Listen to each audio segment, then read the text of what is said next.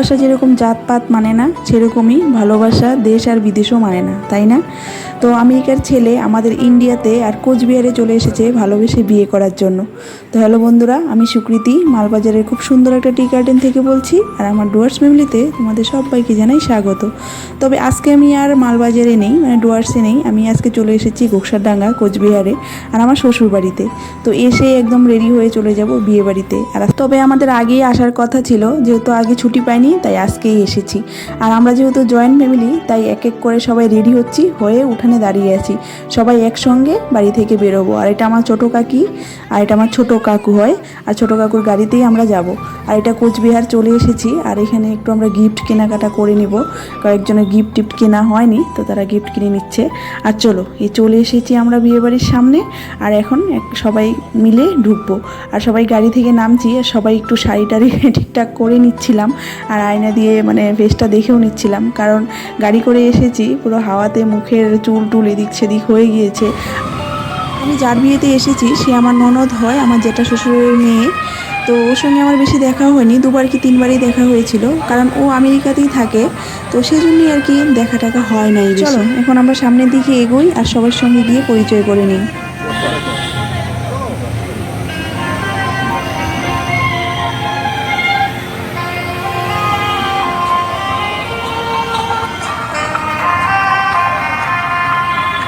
তো বিয়েবাড়ি মানেই তো খাওয়া, তাই না? তো আজকে একদম কবজি ডুবিয়ে খাবো সেটাই মনস্থ করে এসেছি। আর বিয়েবাড়িতে আসতে জানেন তো একটু দেরি হয়ে গিয়েছিল। তো যাই হোক, কোনো ব্যাপার না, এসে দেখি বিয়ে টিয়ে হচ্ছে, আর কাকে গিফট দিব না দিব কাউকেই খুঁজে পাচ্ছিলাম না, জানেন তো। তো কী করবো, আর সবাই বিয়েবাড়িতে ব্যস্ত না, সবাই সবার মতো কাজে ব্যস্ত ছিল। তো আমরা দাঁড়িয়ে দাঁড়িয়ে বিয়ে দেখছিলাম, আর এখন যাব একটু খেতে এসে আবার তোমাদের সঙ্গে কথা বলবো। আর আমাকে কেমন লাগছে অবশ্যই কিন্তু কমেন্ট করে বলবে। সেরকম তো সাজিনি, জাস্ট নর্মাল মেকআপ করেছিলাম। তো চলো,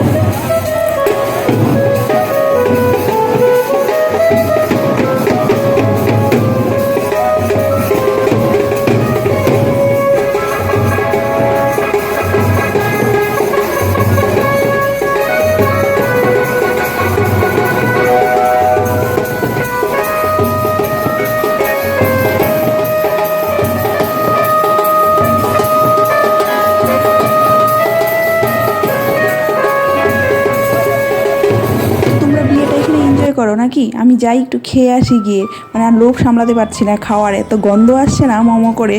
তো ফার্স্টে এসেই একদম চিকেন তন্দুরি নিয়ে বসে পড়েছি, আর একটা দুইটা না 3-3টা খেয়ে নিয়েছিলাম। ফার্স্টে 2টো খেয়েছি, পরে আবার একটু ভাবছি যে আরেকটা খাবো। তো বরকে বলছিলাম যে আরেকটা আমি খাবো, তো বলছে খাও।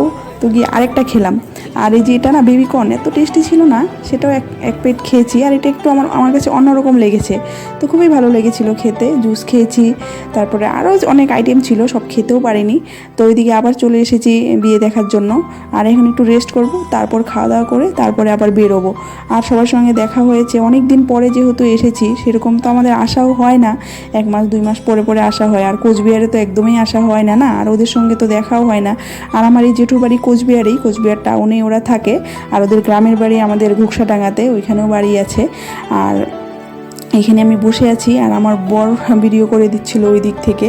তো আমাদের আমেরিকান জামাই কেমন হয়েছে তোমরা কিন্তু বলো কমেন্ট করে কেমন। আর আমেরিকা থেকে আরও কয়েকজন এসেছিল, 10-11 জনের মতো।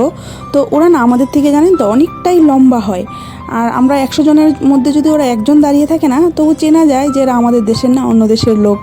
তো যাই হোক, ওদের সঙ্গে অনেকেই ফটো তুলছিল, আমি উঠাইতে বলছিল ফটো ওঠানোর জন্য, কিন্তু আমি উঠাইনি। তো ওইদিকে তো চলে যাব এখন খেতে।